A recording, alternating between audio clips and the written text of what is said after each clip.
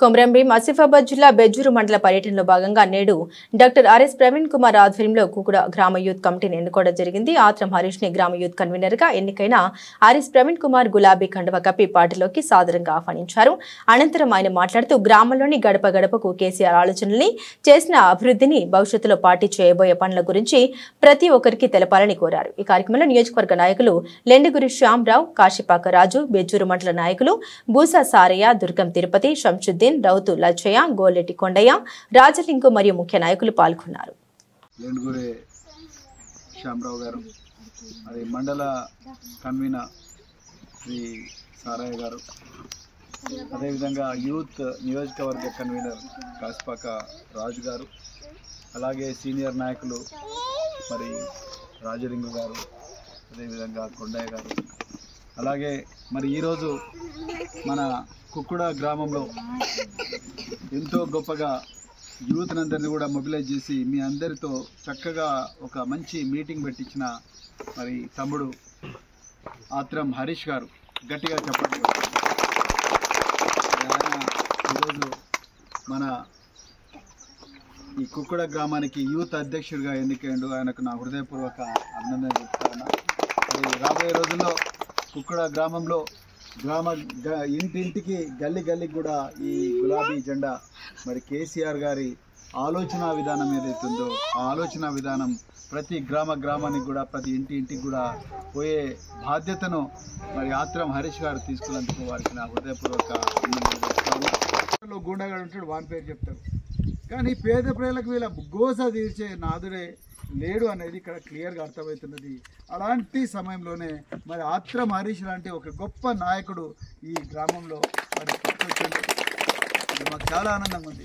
మాకు కాజాబాయ్, కుక్కుడ కాజాబాయ్ ఎప్పుడు చెప్తుంటాడు, సార్ ఈ గ్రామంలో చాలా సమస్యలు ఉన్నాయి, ఆ సమస్యలను తీర్చే నాదుడు లేకనే మేము ఇన్ని రోజులు బాధపడతా ఉన్నాం. ఈరోజు మరి మీరందరూ కూడా వచ్చిండ్రు, చాలా సంతోషం. రాబోయే రోజుల్లో తప్పకుండా ఈ ప్రభుత్వం మనకు అన్ని ఆశలు చూపించింది. కాంగ్రెస్ ప్రభుత్వం ఏమేమి ఆశలు చూపించలే, కళ్యాణ లక్ష్మి పెడదామంటేనేమో తులం బంగారం ఇస్తామన్నారు. ఇచ్చిందా తులం బంగారం ఎవరికన్నా?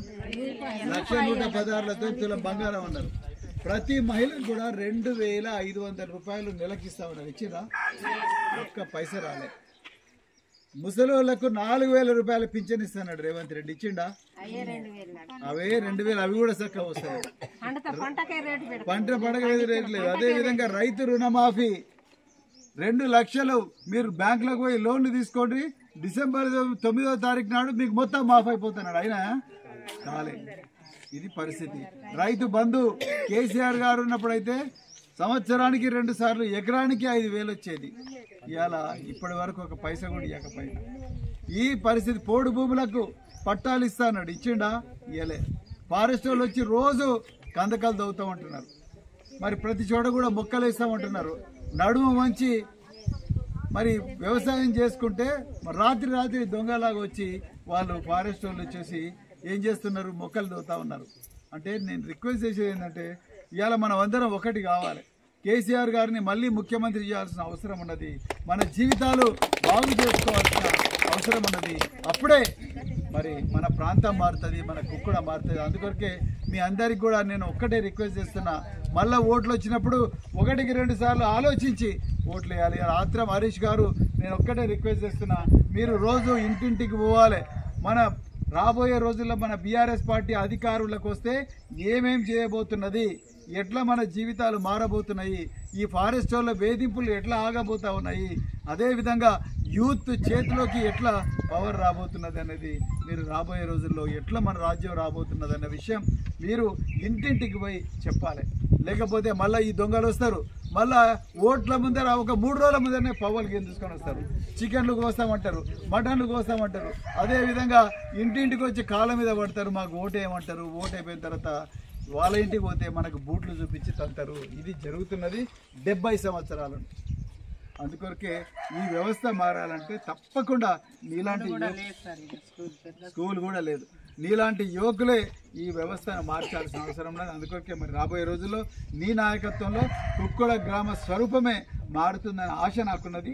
తప్పకుండా మరి ఈ తమ్ముడికి మీరందరూ కూడా సపోర్ట్ చేయాలని చెప్తూ మరి ఇంత చక్కటి అవకాశం ఇచ్చిన మా అక్కలకు, చెల్లెలకు, మా తమ్ముళ్లకు, అన్నలకు అందరికి కూడా జై తెలంగాణ. కేసీఆర్ గారి నాయకత్వం, కేటీఆర్ గారి నాయకత్వం. జై తెలంగాణ. జై కొమరం భీం. నాయకత్వం కేటీఆర్ గారి నాయకత్వం, doctor RS Praveen Kumar sir గారి నాయకత్వం. జై తెలంగాణ. ఈరోజు చాలా సంతోషంగా ఉంది. చాలా రోజుల తర్వాత ఎన్నికల ముందు చాలా మంది పార్టీలలో పార్టీలు చేంజ్ అవుతారు, పార్టీలలో కలుస్తారు. కానీ ఈరోజు ఎటువంటి ఎన్నికలు లేకున్నా కానీ మీరందరూ ముందుకు వచ్చి డాక్టర్ ఆర్ఎస్ ప్రవీణ్ సార్ గురించి తెలుసుకొని మరి స్వచ్ఛందంగా ఇంతమంది యువకులు వాళ్ళ గ్రామ అభివృద్ధి కోసం కావచ్చు, వాళ్ళ మండల అభివృద్ధి కోసం కావచ్చు, మరి బీఆర్ఎస్ పార్టీలో గౌరవనీయులు పూజ్యులు doctor RS Praveen Kumar sir గారి ఆధ్వర్యంలో మీరందరూ మరి పార్టీలో కలిసినందుకు మీ అందరికీ పేరు పేరున ధన్యవాదాలు. తప్పకుండా సార్ ఆయా లోపల మీ అందరికీ మంచి పనులు జరుగుతాయి, మంచి విద్య అందిస్తారు, మీకు మౌలిక వసతులు కల్పిస్తారు, అదేవిధంగా మీకు రోడ్డు సౌకర్యం కల్పిస్తారు. కాబట్టి మీరందరూ ఇదే విధంగా మరి ఐకమత్యంగా ఉండి ఈ బీఆర్ఎస్ పార్టీలో కొనసాగాలని కోరుకుంటున్నాం. ఈరోజు మరి చిత్తూరు తాలూకా పర్యటనలో భాగంగా గౌరవనీయులు పూజ్యులు డాక్టర్ ఆర్ఎస్ ప్రవీణ్ కుమార్ గారు మరి పొద్దున 7 గంటల నుంచి ఇంటి బయటకు వెళ్ళిండ్రు. అది కుక్కుడ, దిమ్ద, మొగెల్లి అవన్నీ తిరుక్కుంటూ మరి మీ గ్రామానికి రావడం జరిగింది. మరి మీ గ్రామంలో చాలా పెద్ద మొత్తంలో సారుకు ఆహ్వానం పలికిండ్రు భజంత్రీలతోని, ఆర్తులతోని. దాని కొరకు మీ అందరికీ మరి ప్రత్యేక ధన్యవాదాలు తెలియజేసుకుంటున్నా. తెలుసమ్మా మరి మన సిర్పూర్ తాలూకాలో చాలామంది ఇంతకుముందు ఎమ్మెల్యేలు అయిండ్రు. పురుషోత్తం 2 సార్లు అయింది, రాజ్యలక్ష్మి 1 సారి అయింది, దాని తర్వాత మళ్ళీ కోనప్ప అయింది 3 సార్లు. ఇప్పుడు హరీష్ రావు ఎమ్మెల్యే ఉన్నారు. మరి ఏ ఊరికి పోయినా కానీ సమస్యలు చాలా ఉన్నాయి. అస్తవ్యస్తమైన రోడ్డు సమస్యలు ఉన్నాయి, కరెంట్ సౌకర్యం లేదు, మరి పంటలకు నీరంతా లేవు, ఎక్కడ పడితే అక్కడ ఎండిపోతున్నాయి, చెరువులు ఎండిపోయినాయి. మొన్నటి గాలి దుమారానికి చాలామంది పంట నష్టపోయినరు. టమాటా పంట కావచ్చు, పత్తి పంట, మన మొక్కజొన్న పంట చాలా నష్టపోయినరు. చాలామంది గుడిసెలు, రేకులు, ఇల్లు లేచిపోయినాయి. మరి ప్రభుత్వం నుండి ఎటువంటి సహకారం అందలేదు. మరి అందులో భాగంగా సార్ కూడా మరి ఈ వారం రోజుల నుంచి తాలూకా మొత్తం పర్యటిస్తుండ్రు. ఎక్కడైతే పంట నష్టపోయిందో, ఎక్కడైతే మరి ఇల్లు ఊలిపోయినాయో, ఎక్కడైతే రోడ్డు సౌకర్యం లేదో, ఎక్కడ కరెంటు మొత్తం స్తంభాలు పడిపోయినాయి, ట్రాన్స్ఫారాలు పడిపోయినాయి, అవన్నీ మరి సార్ తిరుక్కుంటూ మరి అధికారులకు సమాచారం ఇచ్చి అధికారులకు ఈ సమస్యలు తెలియజేసినప్పుడు అధికారులన్నీ సమస్యలు పరిష్కరిస్తుంది. చాలా ఊళ్ళో కరెంట్ లేకుంటే కరెంట్ సౌకర్యం వచ్చింది. మరి పంట నష్టపరిహారం కోసం కూడా అసెంబ్లీలో కూడా మాట్లాడే విధంగా సార్ వాయిస్ మనకు పనిచేసింది. సార్ ఇక్కడి నుంచి వాయిస్ ఇస్తే అక్కడ అసెంబ్లీలో వాళ్ళు తీర్మానం చేసిన పంట నష్టం కంపల్సరీ ఇవ్వాల్సిందే అని. అంటే మనం అర్థం చేసుకోవాలి. మరి గతంలో 3 సార్లు ఎమ్మెల్యే అయిన వాళ్ళు కూడా మరి మన ఈ తాలూకాను చాలా చిన్న చూపు చూసిండ్రు. వాళ్ళ కుటుంబాలు బాగుపడ్డాయి, వాళ్ళు బాగుపడ్డారు. కానీ మనం ఎక్కడో అక్కడనే ఉన్నాం, మన ఎక్కడి గుడిసెలు అక్కడనే ఉన్నాయి. మన పంటకు గిట్టుబాటు ధర లేదు, మనకు సరైన సౌకర్యాలు లేవు.